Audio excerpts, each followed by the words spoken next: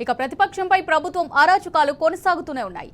తప్పులు చేస్తాం, ప్రశ్నిస్తే అరెస్ట్ చేస్తాం అన్నట్టుగా రాష్ట్ర ప్రభుత్వం వ్యవహరిస్తోంది. ఈ నేపథ్యంలో గ్రూప్ 1 పై బీఆర్ఎస్ విద్యార్థి సంఘాల రౌండ్ టేబుల్ సమావేశాన్ని ప్రభుత్వం అడ్డుకుంది.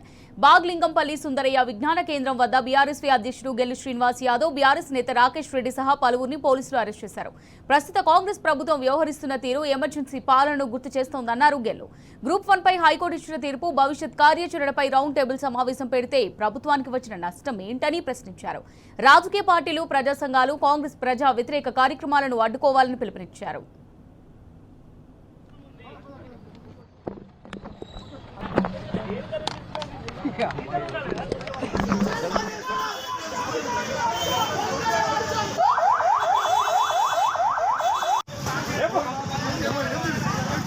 ఇవాళ కావాలని చెప్పి ఇవాళ పోలీసులు ఎక్కడ మీటింగ్ అఫీషియల్గా పర్మిషన్ తీసుకొని మీటింగ్ మీటింగ్ పెట్టా కూడా ఇవాళ కావాలని చెప్పి వాళ్ళు ఈ రకంగా చేయడం మీకు తీవ్రంగా ఖండిస్తూ ఉన్నాం.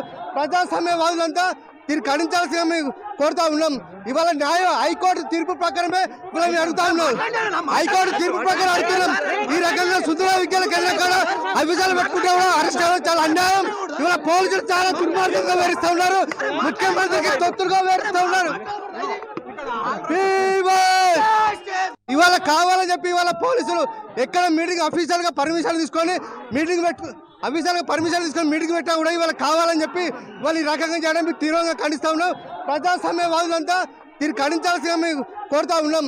ఇవాళ హైకోర్టు తీర్పు ప్రకారమే మేము అడుగుతా ఉన్నాం. హైకోర్టు తీర్పు ప్రకారం అడుగుతున్నాం.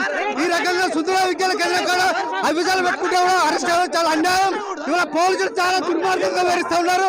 ముఖ్యమంత్రికి తొత్తులుగా వేరుస్తూ ఉన్నారు. Hey!